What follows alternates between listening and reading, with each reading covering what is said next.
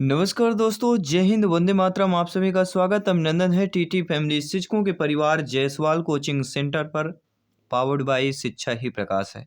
दोस्तों, maths pedagogy के part number आज हम थर्ड की बात करेंगे। यह तीसरा पार्ट रहने वाला है आपका। और तीसरे पार्ट में हम आपके पाठचर्या में गणित का स्थान एवं गणित शिक्षण के उद्देश्य का जो चैप्टर है वो चैप्टर कंप्लीट करेंगे। इसके पहले दो पार्टों में हमने ऑलरेडी आपके पहला चैप्टर कंप्लीट किया, जिसका आई बटन पे ऑलरेडी लिंक दे दिया गया है। तो इसके पहले दो पार्ट ऑलरेडी कंप्लीट हो चुके हैं। ये आपका तीसरा पार्ट है और चैप्टर दूसरा है आपका। जी हाँ, चैप्टर नंबर दूसरा है आपका यह है, जिसमें पाठचर्या में गणित के स्थान एवं गणित शिक्षण के उद्देश्य से संबंधित टॉप 30 क्वेश्चंस करने वाले हैं। तो सभी ये 30 प्रश्न इंपॉर्टेंट है आपके पेडागोजी मैथ्स में 30 ऑफ 30 लाने के लिए। 15 कंसेप्ट के रहेंगे, 15 पेडागोजी के रहते हैं, आप सभी लोग जानते हैं। तो चलिए, पहला प्रश्न स्क्रीन पर है कि एनसीएफ 2005 ने सर्वाधिक बल दिया है। तो एनसीएफ 2005 ने सर्वाधिक किस पर बल दिया है? ज्ञान की संरचना पर, अवधारणाओं को रटने पर, कठिन सवालों को हल करने पर या तेजी से गणित करने पर। तो अकॉर्डिंग टू एनसीएफ जो है किस पर बल दिया? ज्ञान की संरचना पर सर्वाधिक बल दिया है। पहला ऑप्शन सही हो जाएगा। दूसरा प्रश्न देख लेते हैं जो आपकी स्क्रीन पर ऑलरेडी आ चुका है। चौथी कक्षा के विद्यार्थियों के लिए अधिगम उद्देश्य दिया गया है। विद्यार्थी दशमलव वाली दो संख्याओं को, जो कि दशमलव के दो स्थान तक हैं, उनको क्रम में रखने और उनकी तुलना करने की योग्यता रखता है। यह अधिगम का उद्देश्य या उल्लेखित करता है। प्रश्न को एक बार पढ़ेंगे, थोड़ा प्रश्न बड़ा है, समझने की कोशिश करेंगे। चौथी कक्षा के विद्यार्थियों के लिए अधिगम का उद्देश्य दिया गया है कि विद्यार्थी दशमलव वाली दो संख्याओं की, जो कि दशमलव के दो स्थान तक है, उनको क्रम में रखने और उनकी तुलना करने की योग्यता रखता है। यह अधिगम का उद्देश्य उल्लेखित करता है। तो यह अधिगम का कौन सा उद्देश्य उल्लेखित करता है? प्रक्रियात्मक, सुव्यवस्थितता, सामाजिक ध्येय या विषयात्मक ध्येय। तो कौन सा ध्येय यहाँ पे उद्देश्य उल्लेखित करता है? वह आपका सुव्यवस्थितता ध्येय। बी वाला ऑप्शन सही हो जाएगा। कोई भी डाउट हो बेफिक्र आप लोग कमेंट कर सकते हैं। आपका एक एक कमेंट फीडबैक सरोपर यह सम्मान है। अगला प्रश्न आप लोगों की स्क्रीन पर है। प्रश्न है, एनसीएफ 2005 बल देता है रटने पर, करके सीखने पर, सूत्र याद रखने पर या सवाल हल करने पर। तो आप सभी लोग जानते हैं, ज्ञानी सर्वज्ञ व्याख्याता लोग हैं, भावी अध्यापक अध्यापिकाएं हैं। एनसीएफ नेशनल करिकुलम फ्रेमवर्क राष्ट्रीय पाठचर्या की रूपरेखा 2005 किस पर बल देता है? करके सीखने पर बल देता है। बी वाला ऑप्शन सही हो जाएगा। इसी के साथ ही आपका अगला प्रश्न है, गणित की पाठ्यपुस्तक में विभिन्न प्रकरणों में खंड अभ्यास समय को समावेशित करने का उद्देश्य क्या होता है? विद्यार्थियों को आनंद व मस्ती प्रदान करना, दैनिक जीवनचर्या में बदलाव करना, समय को बेहतर सदुपयोग सुनिश्चित करना या विस्तृत अधिगम अवसर प्रदान करना। तो आप सभी लोग जानते हैं, गणित की पाठ्यपुस्तक में विभिन्न प्रकरणों में जो खंड अभ्यास समय को समावेशित करने का उद्देश्य मात्र केवल विस्तृत अधिगम अवसर प्रदान करना है। जहां पर भी अवसर आए, अवसर प्रदान करने की बात की जाए, कहीं ना कहीं पॉजिटिव और सकारात्मक ऑप्शन हमारा बन जाता है। अगला प्रश्न स्क्रीन पर है। अगला प्रश्न है, गणित शिक्षण का प्रमुख उद्देश्य क्या होता है? बच्चों में तर्कपूर्ण ढंग से सोचने की शक्ति विकसित करना, बच्चों में रटने की शक्ति विकसित करना, बच्चों में सूत्र याद करने की क्षमता का विकास करना, बच्चों में सवाल हल करने की क्षमता का विकसित करना। तो आप सभी लोग जानते हैं, गणित शिक्षण का जो प्रमुख उद्देश्य यह होता है कि बच्चों में तर्कपूर्ण ढंग से सोचने की शक्ति विकसित करना। पहला ऑप्शन यहाँ पे सही हो जाएगा। नो डाउट, आई होप आप समझ गए होंगे। आइए बात करते हैं आपके अगले प्रश्न।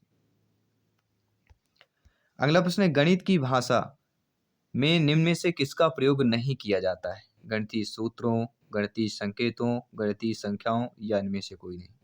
तो गणित की भाषा में जिसका प्रयोग किया जाता है वह आपके सूत्र हैं, ठीक है, आपके गणितीय संकेत हो गए, गणितीय संख्याओं में, इन तीनों में गणित की भाषा का प्रयोग किया जाता है। तो यहाँ पे इनमें से कोई नहीं, डी ऑप्शन हो जाएगा।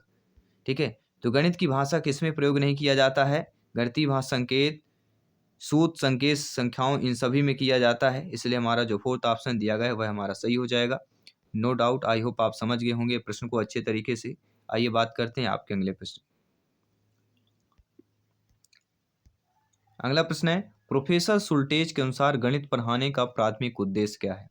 दूसरी विधाओं में सहायता प्रदान करना, मानसिक शक्ति का विकास, खाली समय का सदुपयोग या प्राथमिक तथा समान सिद्धांतों से परिचय कराना। तो प्रोफेसर सुल्टेज के अनुसार गणित पढ़ाने का जो प्राथमिक उद्देश्य होता है वह मानसिक शक्ति का विकास होता है। बी वाला ऑप्शन यहाँ पे ऑलरेडी सही हो जाएगा। आइए बात करते हैं अगले प्रश्न की।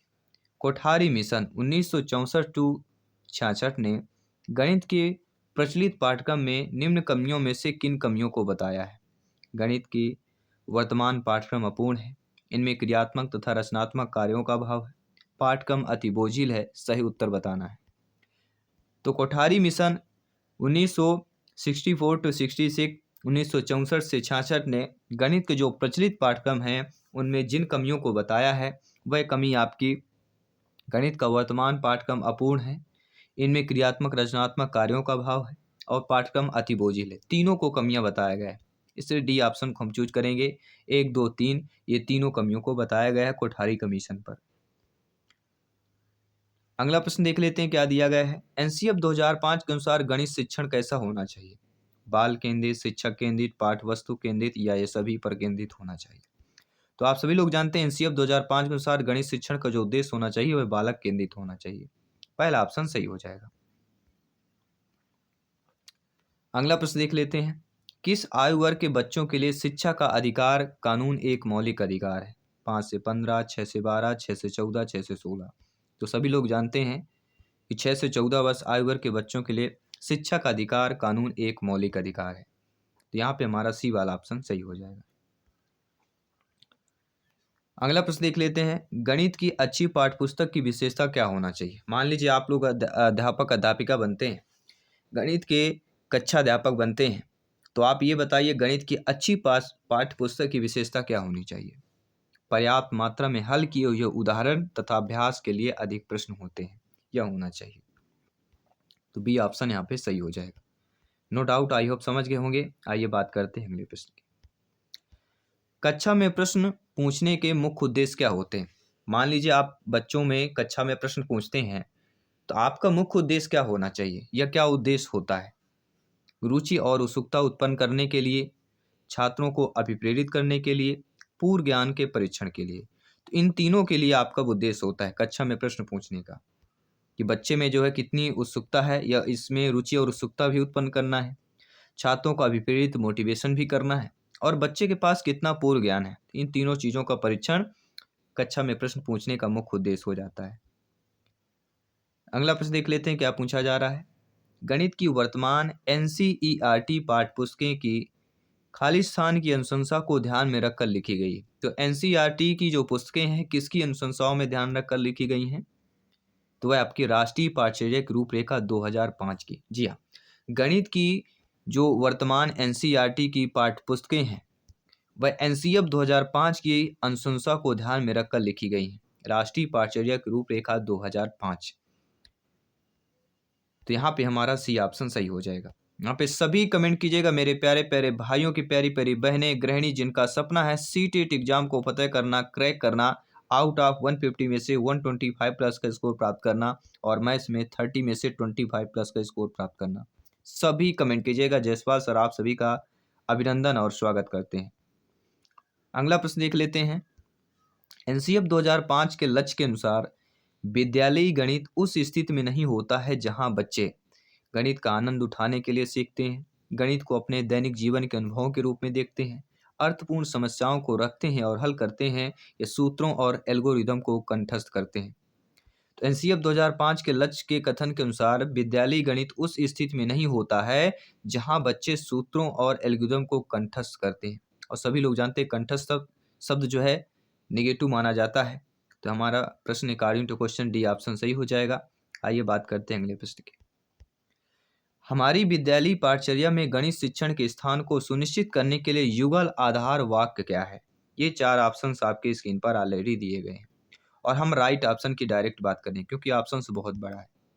तो हमारी विद्यालयी पाठ्यक्रम में गणित शिक्षण के स्थान को सुनिश्चित करने के लिए जो युगल आधार वाक्य है वह यह है कि किस प्रकार प्रत्येक शिक्षार्थी के मस्तिष्क को व्यस्त रखा जाए और किस प्रकार विद्यार्थियों के संसाधन को सुदृढ़ बनाया जाए।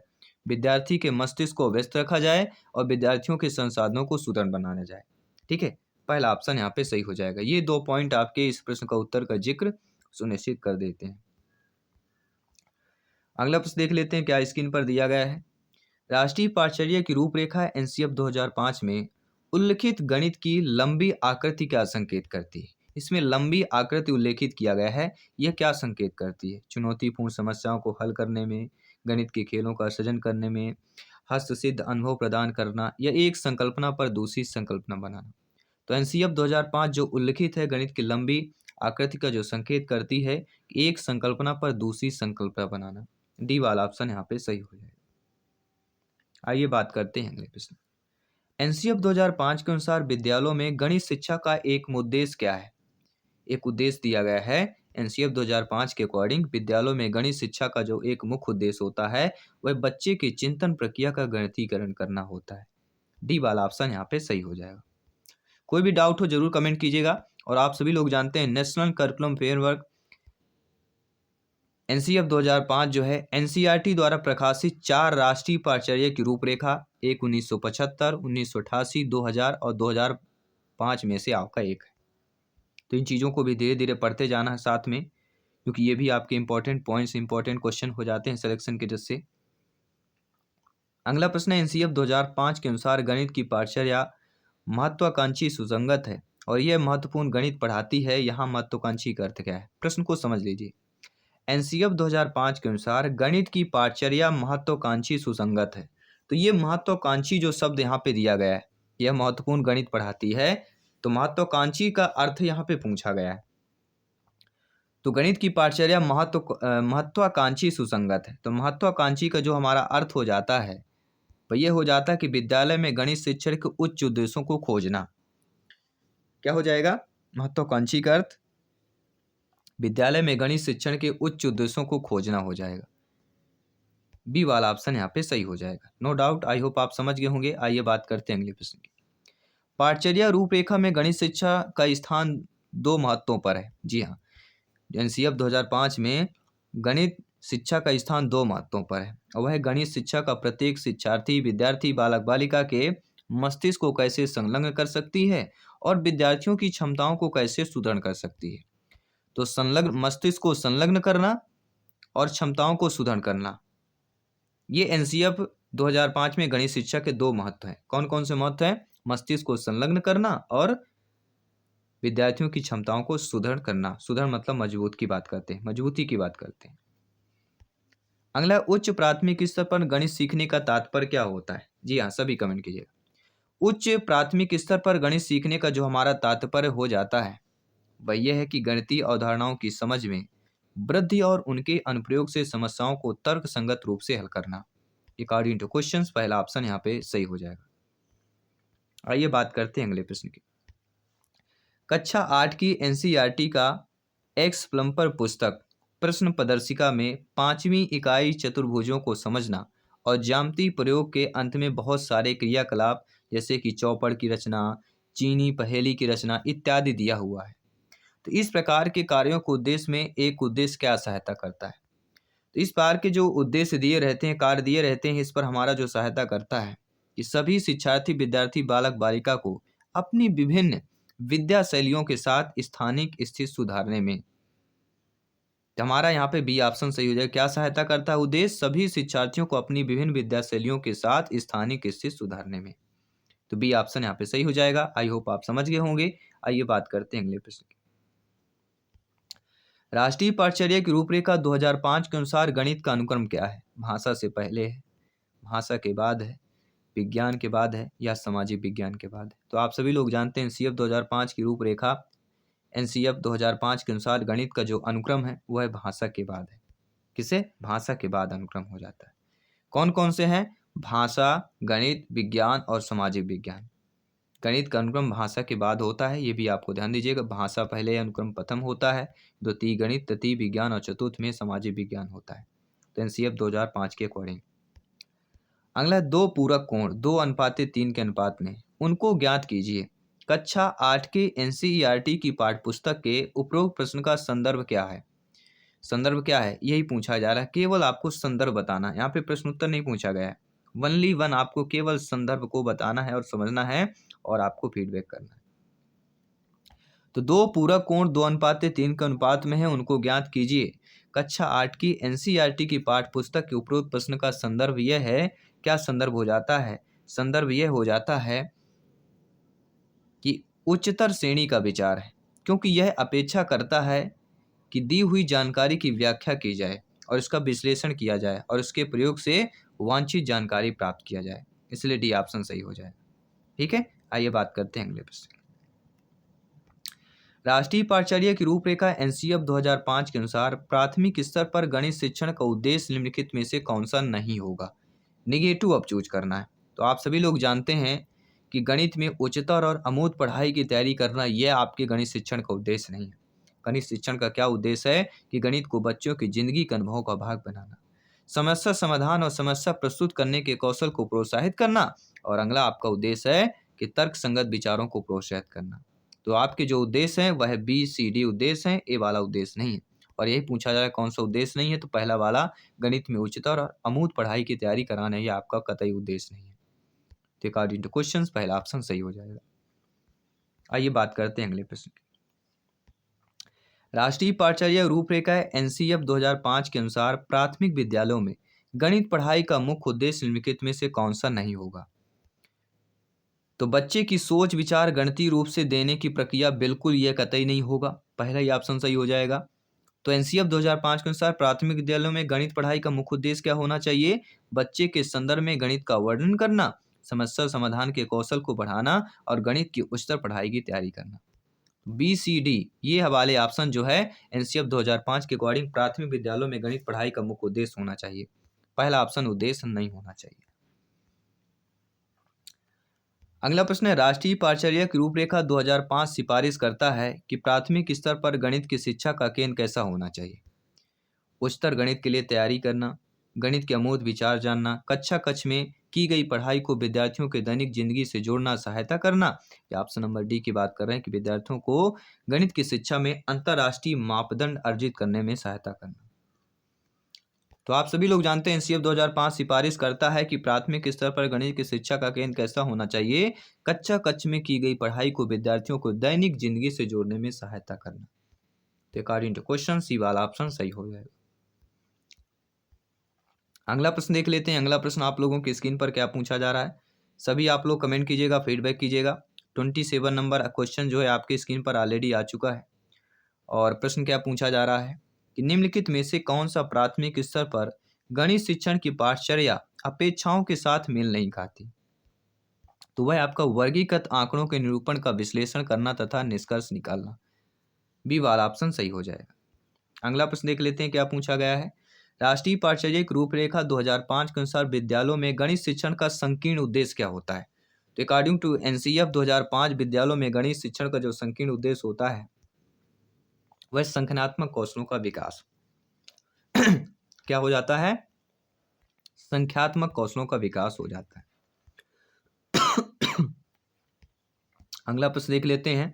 राष्ट्रीय पाठ्यचर्या की रूपरेखा 2005 के अनुसार प्राथमिक स्तर पर संख्याओं और उन संख्याओं मात्राओं का मापन आदि का शिक्षण क्या होता है? सभी बताइएगा, कमेंट कीजिएगा। तो राष्ट्रीय पाठ्यचर्या की रूपरेखा 2005 के अनुसार प्राथमिक स्तर पर संख्याओं और उन संक्रियाओं मात्राओं का मापन आदि का जो शिक्षण कहलाता है वह गणित शिक्षण के संकीर्ण उद्देश्य को पूरा करना। तो यहाँ पे जो डी ऑप्शन दिया गया वह हमारा सही हो जाएगा। और इस क्लास का अंतिम 30वां प्रश्न आप लोगों के स्क्रीन पर है कि हस्तपरक प्रतिमान, स्थिर चित्त, लिखित प्रतीक, मौखिक और लिखित भाषा वास्तविक संसार की स्थितियां अथवा संदर्भ खाली स्थान को दर्शाने के 5 तरीके हैं। ज्यामितीय प्रमाण को, गणितीय पाठ्यचर्या को, गणितीय शब्द भंडारण को, गणितीय चिंतन एवं विचार को। तो हस्तपरक प्रतिमान, स्थिर चित्त, लिखित प्रतीक, मौखिक और लिखित भाषा वास्तविक संसार की स्थितियां अथवा संदर्भ खाली स्थान को दर्शाने के 5 तरीके हैं। क्या वह ज्यामितीय प्रमाण है, गणित की पाठ्यचर्या है, गणितीय शब्द भंडारण है, या गणितीय चिंतन एवं विचार है? या आप सभी के लिए मॉक क्वेश्चन के रूप में दिया जा रहा है। ये टॉप 30 जो एनसीएफ 2005 से आपसे रिलेटेड हमने किए। ये 30 प्रश्न आपको कैसे लगे नीचे कमेंट बॉक्स में अवश्य शेयर कीजिएगा। मैं आपके साथ जयसवाल सर आपके ईवीएस के प्रैक्टिस पेपर पे 7 PM पे लाइव क्लास पर मिलता हूँ। सभी मित्रों को जय हिंद, वंदे मातरम, धन्यवाद सभी का।